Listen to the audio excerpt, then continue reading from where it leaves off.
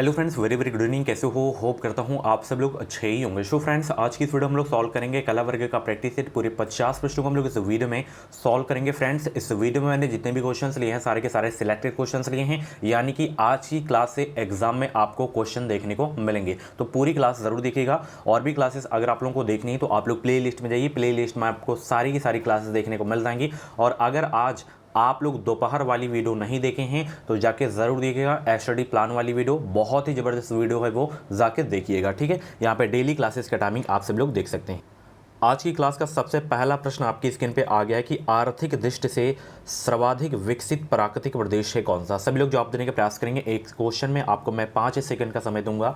Answer सोचने का ज़्यादा समय चाहिए तो आप लोग वीडियो को रोक भी सकते हैं। बताएं सब लोग, आर्थिक दृष्टि से सर्वाधिक विकसित प्राकृतिक प्रदेश कौन सा है। तो वो प्राकृतिक जो प्रदेश है आपका पश्चिमी यूरोपीय प्रदेश है। 51 का सी आपका बिल्कुल करेक्ट हो जाएगा। ठीक है, मैं बता दूं आप लोग टेलीग्राम ग्रुप से भी ज्वाइन हो जाएं। टेलीग्राम ग्रुप का नाम है एजुकेशन मिसाइल। इस वीडियो को डिस्क्रिप्शन बॉक्स में लिंक दे दिया हूँ। वहाँ पे जो भी छोटी छोटी अपडेट रहती हैं वो अपडेट आपको मिलती रहेंगी, और जो क्लासेस की पीडीएफ रहती हैं वो फ्री में पीडीएफ आपको वहाँ पे मिलती रहेंगी। तो वीडियो को डिस्क्रिप्शन बॉक्स में लिंक है, जाके ज्वाइन हो जाएं आप लोग। चलिए अगला प्रश्न है, विश्व के अधिकांश सक्रिय ज्वालामुखी पाए जाते हैं कहाँ। बताएं सब लोग, विश्व के अधिकांश सक्रिय ज्वालामुखी पाए जाते हैं कहाँ। 52 का जवाब देने का प्रयास करेंगे। आंसर सोचने का ज़्यादा समय चाहिए तो आप लोग वीडियो को रोक भी सकते हैं। बताएं सब लोग, विश्व के अधिकांश सक्रिय ज्वालामुखी पाए जाते हैं कहाँ। आंसर सोचने का ज़्यादा समय चाहिए तो आप लोग वीडियो को रोक भी सकते हैं। तो नवीन मोड़दार पर्वतीय क्षेत्रों में विश्व के अधिकांश सक्रिय ज्वालामुखी पाए जाते हैं। 52 का सी आपका बिल्कुल करेक्ट हो जाएगा। चलिए, महमूद गजनवी का दरबारी इतिहास कौन था। Very very most important question है। महमूद गजनवी का जो है दरबारी इतिहासकार कौन था। 53 का जवाब देने का प्रयास करेंगे। आंसर सोचने का ज़्यादा समय चाहिए तो वीडियो को रोक भी सकते हैं। महमूद गजनवी का दरबारी इतिहासकार कौन था। तो वह था फिरदौसी। ठीक है, कतई जहर वाला प्रश्न है, स्टार लगा के नोट कर लीजिएगा। कांग्रेस का सूरत विभाजन किस वर्ष हुआ। इससे भी स्टार लगा के नोट करना आप लोग। Very very most important question है, कई बार एग्जाम में ये प्रश्न पूछा जा चुका है। तो कांग्रेस का सूरत विभाजन किस वर्ष हुआ था। 1907 में हुआ था। 54 का जहाँ पे जितने भी लोग यहाँ पे सी जवाब दिए उनका आंसर बिल्कुल सही हो जाएगा। चलिए, राष्ट्रीय कांग्रेस की स्थापना के समय भारत का गवर्नर जनरल कौन था। Very very most important question है। कांग्रेस की स्थापना से प्रश्न आया करते हैं। तो भारतीय राष्ट्रीय कांग्रेस की स्थापना के समय भारत के जो गवर्नर जनरल थे लॉर्ड डफरिन थे। ठीक है, याद रखना 1885 में इसकी जो है स्थापना हुई थी। ठीक है, एयो होम इसके जो है संस्थापक थे, और WC बनर्जी, बेमेश चंद बनर्जी इसके जो है पहले जो है अध्यक्ष थे। और पहले मुस्लिम अध्यक्ष में थे तो बदरुद्दीन तैयब थे। एंड जॉर्ज यूल पहले जो है भारतीय राष्ट्रीय कांग्रेस के जो है अंग्रेज अध्यक्ष थे, पहले अंग्रेज अध्यक्ष थे। ठीक है, मुस्लिम अध्यक्ष बहुत एग्जाम में पूछा जाता है, तो बदरुद्दीन तैयब आपको याद रखना है। ठीक है, 1885 में इसकी स्थापना हुई थी। चलिए आगे चलते हैं। तो इनमें से कोई नहीं आपका सही हो जाएगा। ठीक है, चलिए अगला प्रश्न बहुत ही इंपॉर्टेंट है कि महात्मा गांधी ने वर्ष 1930 में सविनय अवज्ञा आंदोलन का आरंभ किया था कहाँ से। बताएं सब लोग, सविनय अवज्ञा आंदोलन की शुरुआत 1930 में हुई थी, कहाँ से हुई थी ये आपको बताना है। तो इसकी जो शुरुआत हुई थी दांडी से हुई थी। ठीक है, 56 का बी आपका बिल्कुल करेक्ट हो जाएगा। ठीक है, चलिए आगे चलते हैं। निम्नलिखित जोड़ों में से किसका सुमेल है, बताइए। देखिए, एलोरा की गुफाओं का जो निर्माण करवाया गया था वो राष्ट्रकूट वंश के द्वारा करवाया गया था, तो यह तो आपका मतलब नहीं सही है। खजुराहो मंदिर का निर्माण चंदेल शासकों की तरफ कराया था, ये आपका सही है। खजुराहो मंदिर कहाँ पे है, मध्य प्रदेश में है, ये भी आपको याद रखना है। तो ये दोनों इसमें इंपॉर्टेंट ध्यान रखना है। ठीक है, मीनाक्षी मंदिर कहाँ है, मदुरई तमिलनाडु में है, ये आपको याद रखना है इसमें। ठीक है, चलिए निम्न में से कौन सी संस्था नहीं है आपको बताना है। बताइए इसमें कौन सी संस्था नहीं है। आंसर सोचने का ज़्यादा समय चाहिए तो वीडियो को आप लोग रोक भी सकते हैं। इसमें शासन प्रणाली, विवाह संस्था है, अपराधी दल इसमें जो है आपका संस्था नहीं है। ठीक है, तो 58 का सी वाला बिल्कुल करेक्ट हो जाएगा। 2023 में बेहतरीन अंकों के साथ अगर आपको बीएड में एडमिशन लेना है तो एजुकेशन मिसाइल यूट्यूब चैनल को सब्सक्राइब करके बेल आइकन को ऑल पे प्रेस करके जुड़ जाएं।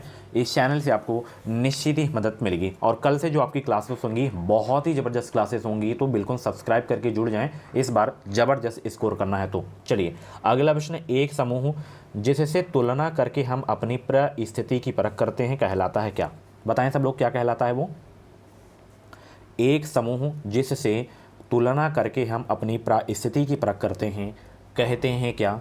संदर्भ समूह कहते हैं। 59 का डी आपका बिल्कुल करेक्ट हो जाएगा। चलिए निम्नलिखित में से कौन सा मत जो है भारत के संविधान की समवर्ती सूची में है?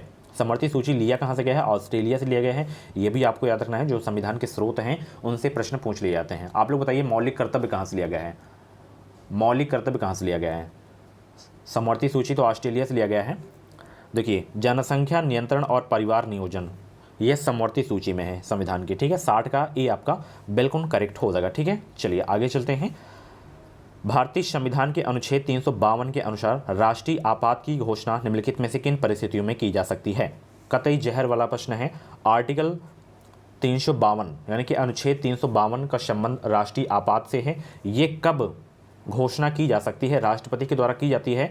युद्ध हो, बाह्य आक्रमण हो अथवा सशस्त्र विद्रोह हो, तभी जो है इन्हीं परिस्थितियों में जो है राष्ट्रीय आपात की घोषणा की जा सकती है। अनुच्छेद 352, अनुच्छेद 356 राष्ट्रपति शासन और अनुच्छेद 360 वित्तीय आपातकाल। तो तीनों आपातकाल को याद रखना है, अनुच्छेद आपको याद रखना है, ठीक है। तीनों राष्ट्रपति के द्वारा लगाए जाते हैं, ठीक है। तो अनुच्छेद 352 राष्ट्रीय आपात, 356 राष्ट्रपति शासन, अनुच्छेद 360 आपका जो है वित्तीय आपातकाल आपका हो जाएगा, ठीक है।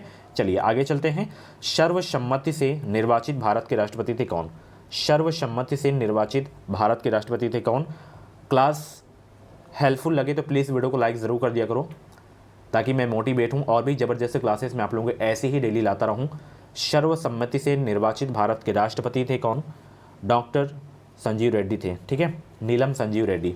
62 का सी आपका बिल्कुल करेक्ट हो जाएगा। फ्रेंड्स, आप लोग यहाँ पे स्क्रीन पे देख सकते हैं, ये बीएड एंट्रेंस एग्जाम का हमारा कंप्लीट सिलेबस नोट्स है, निचोड़ नोट्स है। 527 पेज की, हज़ारों बच्चे परचेज कर चुके हैं, तो आप लोग भी परचेज कर लीजिएगा। बहुत ही हेल्पफुल क्रैश कोर्स है हमारा ये।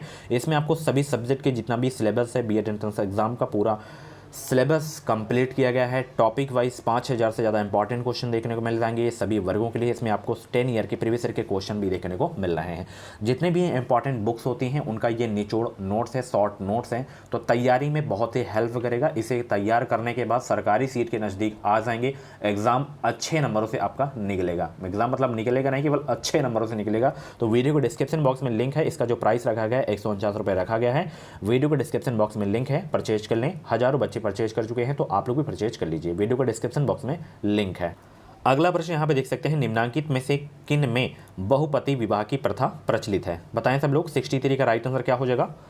निम्नांकित में से किन में बहुपति विवाह की प्रथा प्रचलित है? 63 का जवाब देने का प्रयास करेंगे। निम्नांकित में से किन में बहुपति विवाह की प्रथा जो है प्रचलित है? तो ये प्रचलित है नायरों में, ध्यान रखना। 63 का ए आपका बिल्कुल करेक्ट हो जाएगा। चलिए, और क्लास के बारे में एक छोटा सा फीडबैक जरूर दिया करें, क्लास कैसी लगती है, हेल्पफुल लगती है या नहीं लगती है। चलिए, भारत द्वारा सबसे अधिक विदेशी मुद्रा किस वस्तु के आयात पर व्यय की जाती है? बताएं सब लोग। भारत द्वारा सबसे अधिक विदेशी मुद्रा किस वस्तु के आयात पर व्यय की जाती है? कतई जहर वाला प्रश्न है ये, जो है पेट्रोलियम पदार्थ पर जो है व्यय की जाती है। तो 64 का भाई ए आपका बिल्कुल करेक्ट हो जाएगा, ठीक है। इंपॉर्टेंट क्वेश्चन था। गौतम बुद्ध ने परिनिर्वाण कहाँ प्राप्त किया? Very very most important question है। गौतम बुद्ध ने परिनिर्वाण कहाँ प्राप्त किए थे? कुशीनगर में, ठीक है। और भी यहाँ पे जैसे लुम्बिनी में गौतम बुद्ध का जन्म हुआ था, और सारनाथ में ये अपना प्रथम उपदेश दिए थे, और बोध गया में इनको ज्ञान की प्राप्ति हुई थी। बोध गया कहाँ पे है? बिहार में है, और सारनाथ वाराणसी में है, ठीक है। और ये इनको जो है 35 वर्ष की अवस्था में ज्ञान की प्राप्ति हुई थी, 29 वर्ष की अवस्था में गृह त्याग दिए थे, ठीक है। और ये अपना जो सर्वाधिक उपदेश है कहाँ दिए थे? श्रावस्ती में दिए थे, ठीक है। तो ध्यान रखना है, इतना आपको गौतम बुद्ध जी के बारे में पता होना चाहिए। इनके बचपन का नाम सिद्धार्थ था, ये भी आपको याद रखना है, ठीक है। और कन्फ्यूज़ नहीं होना, महावीर स्वामी जी के पिता का नाम भी सिद्धार्थ था, तो कन्फ्यूज़ नहीं होना। इनके बचपन का नाम था और उनके पिता का नाम सिद्धार्थ था। चलिए, महावीर स्वामी जैन धर्म के कौन से नंबर के तीर्थंकर थे? कमेंट बॉक्स में छाप देंगे सब लोग। चलिए, वीडियो को लाइक भी करते हैं सब लोग। चलिए आगे चलते हैं। निम्नांकित में से कौन सी सामाजिक प्रक्रिया नहीं है? बताइए, निम्नांकित में से कौन सी सामाजिक प्रक्रिया नहीं है? 66 का जवाब देने का प्रयास करेंगे। तो यहाँ पे संघर्ष, सामाजिक विघटन, एकीकरण, ये सब सामाजिक प्रक्रिया हैं। संवेदनशीलता सामाजिक प्रक्रिया नहीं है। तो जितने भी लोग यहाँ पे डी जवाब दिए उनका आंसर बिल्कुल सही हो जाएगा। चलिए, भारत के संविधान की प्रस्तावना में निम्नलिखित में से वह शब्द कौन सा है जिसका समावेशन संविधान के 42वें संशोधन अधिनियम 1976 के माध्यम से नहीं किया गया था? समाजवादी, गरिमा, निष्ठा या धर्मनिरपेक्ष? 67 का जवाब देने का प्रयास करेंगे सब लोग। आंसर सोचने का ज़्यादा समय चाहिए तो वीडियो को रोक भी सकते हैं। तो ये नहीं किया गया भाई, क्या नहीं किया गया? निष्ठा नहीं किया गया इसमें। 67 का डी आपका बिल्कुल करेक्ट हो जाएगा। चलिए आगे देख सकते हैं, बहुत ही ज़बरदस्त प्रश्न है कि वर्ष 1946 में गठित अंतरिम कैबिनेट की अध्यक्षता किसने की। वर्ष 1946 में गठित अंतरिम कैबिनेट की अध्यक्षता किसने की थी। तो इसकी जो अध्यक्षता की गई थी, ध्यान रखना, जवाहरलाल नेहरू के द्वारा की गई थी। भारत के प्रथम प्रधानमंत्री थे, ध्यान रखना। और राष्ट्रपति कौन थे, डॉक्टर राजेंद्र प्रसाद थे, ठीक है। उप प्रधानमंत्री कौन थे, सरदार वल्लभ भाई पटेल थे, ठीक है। तो यहाँ पे बी वाला आपका बिल्कुल करेक्ट हो जाएगा। चलिए, किस बैंक द्वारा किसानों को दीर्घकालीन वित्तीय सहायता प्रदान की जाती है। कतई जहर वाला प्रश्न है, सीधे एग्जाम में छपने वाला प्रश्न है, तो स्टार लगा के नोट कर लीजिएगा। एक बार फिर से भाई सभी को गुड इवनिंग। जितने भी लोग क्लास को देख रहे हैं सभी से रिक्वेस्ट है, चैनल को सब्सक्राइब कर लेंगे, आपके भाई भविष्य के लिए बोल रहा हूँ मैं। और वीडियो को लाइक भी ज़रूर कर लें। भावी शिक्षक हैं आप लोग, जैसे ही आपका बीएड में एडमिशन होता है, भावी शिक्षक हैं ही आप लोग। किस बैंक द्वारा किसानों को दीर्घकालीन वित्तीय सहायता प्रदान की जाती है। नाबार्ड के द्वारा की जाती है, ठीक है। 69 का ए आपका बिल्कुल करेक्ट हो जाएगा, ठीक है। चलिए, नाबार्ड की स्थापना वर्ष याद रखना है, 1982 में इसकी स्थापना हुई थी और इसका मुख्यालय कहाँ पे, मुंबई में है, ठीक है। चलिए, राज्यपाल की दोहरी भूमिका से आप क्या समझते हैं। आप लोगों से प्रश्न है, बहुत ही नॉर्मल सा प्रश्न है, बच्चों वाला प्रश्न है। आरबीआई के राष्ट्रीयकरण कब हुआ था, बताएं सब लोग। आरबीआई के राष्ट्रीयकरण कब हुआ और आरबीआई के प्रथम भारतीय गवर्नर कौन थे, कमेंट बॉक्स में छाप देंगे सब लोग। बताइए इसका राइट आंसर क्या होगा। राज्यपाल की दोहरी भूमिका से आप क्या समझते हैं। तो हम यही समझते हैं कि संवैधानिक शासन और केंद्र का एजेंट, यही दोहरी भूमिका होती है राज्यपाल की, और इससे हम यही समझते हैं। तो 70 का डी आपका बिल्कुल करेक्ट हो जाएगा। निम्नलिखित में से कौन सा कथन टाइगर प्रदेश के संबंध में सत्य है। सभी कथनों को पढ़िए, फिर आप लोग बताइए कि कौन सा कथन जो है टाइगर प्रदेश के संबंध में सत्य है। 71 का जवाब दें। यह प्रदेश यूरेशिया और उत्तरी अमेरिका में 45 डिग्री से 70 डिग्री उत्तरी अक्षांशों के बीच एक चौड़ी पट्टी के रूप में विस्तृत है। बिल्कुल सही है भाई, टाइगर प्रदेश के संबंध में ये तो। इस प्रदेश की वनस्पति कोणधारी या शंकुधारी वन है, बिल्कुल सही है। लकड़ी काटना इस प्रदेश का मुख्य व्यवसाय है। तो टाइगर प्रदेश के संबंध में जितने भी कथन हैं, तीनों कथन बिल्कुल सत्य हैं। तो 71 का भाई यहाँ पे उपयुक्त सभी दिया गया है, उपयुक्त सभी दिया गया है, तो यही आपका सही हो जाएगा, ठीक है। चलिए, और बीएड से रिलेटेड भाई कुछ भी डाउट्स हैं आपके मन में, तो आप लोग कमेंट बॉक्स में अपना डाउट क्लियर कर सकते हैं, या इंस्टा पे आप लोग भी हमें मैसेज कर सकते हैं। इंस्टाग्राम आईडी की लिंक वीडियो के डिस्क्रिप्शन बॉक्स में दे दिया हूँ। राष्ट्रपति द्वारा प्रवर्तित अध्यादेश संसद के पुनः एकत्र होने पर उसके सम्मुख अवश्य रखा जाना चाहिए, ठीक है, ध्यान रखना। सी आपका बिल्कुल करेक्ट हो जाएगा। अंत्योदय कार्यक्रम का मुख्य उद्देश्य क्या था। कतई जहर वाला प्रश्न है, स्टार लगा के नोट कर लीजिएगा। अंत्योदय कार्यक्रम का मुख्य उद्देश्य था क्या। अंत्योदय कार्यक्रम का मुख्य उद्देश्य था क्या। गरीबों में सबसे अधिक गरीबों की मदद करना, यही अंत्योदय कार्यक्रम का जो है मुख्य उद्देश्य था। 73 का भाई यहाँ पे जितने लोग सी जवाब दिए उनका आंसर बिल्कुल सही हो जाएगा। जब कन्या का पिता अपनी पुत्री को किसी पुरोहित को उपहार में दे देता है तो उसे कहते हैं क्या। बताइए सब लोग। जब कन्या का पिता अपनी पुत्री को किसी पुरोहित को उपहार में दे देता है तो उसे कहा जाता है क्या।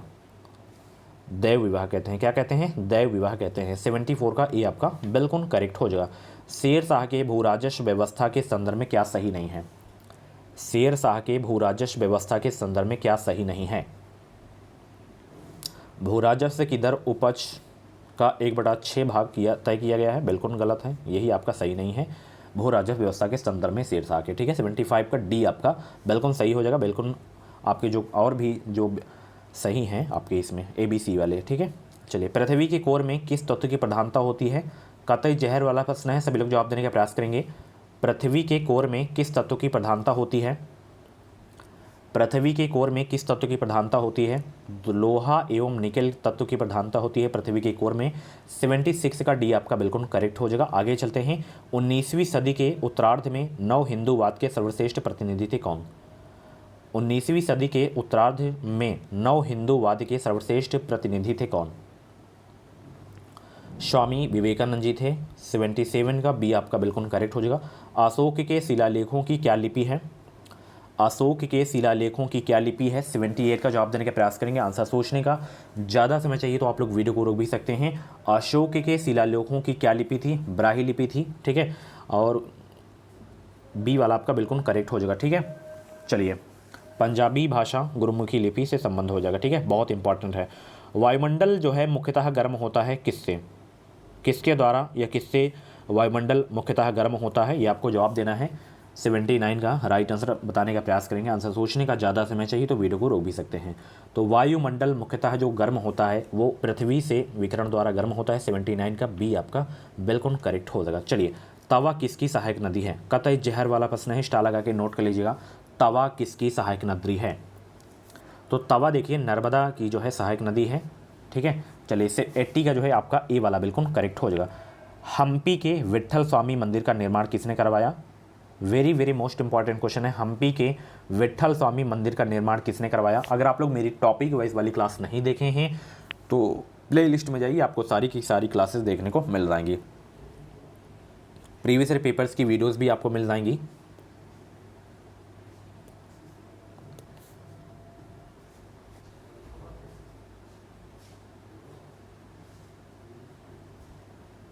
सभी लोग इस प्रश्न का जवाब देने का प्रयास करेंगे। हम्पी के विट्ठल स्वामी मंदिर का निर्माण किसने कराया था? तो कृष्णदेव राय ने कराया था। 81 का जितने लोग यहाँ पे सी जवाब दिए उनका आंसर बिल्कुल सही हो जाएगा। वीडियो को लाइक करो सभी लोग, वीडियो को लाइक करो फटाफट, वीडियो को लाइक करके चैनल को सब्सक्राइब करके जुड़ जाओ। इस चैनल से आपको निश्चित ही मदद मिलेगी। एग्जाम जैसे ही आपका 24 अप्रैल को होता है तो उसके बाद का प्रोसेस क्या होता है, काउंसलिंग में क्या क्या करना पड़ता है, तो यानी कि सारी जानकारी आपको इस चैनल के माध्यम से मिलती रहेंगी। रुपए के अवमूल्यन का संकल्पित लक्ष्य है क्या?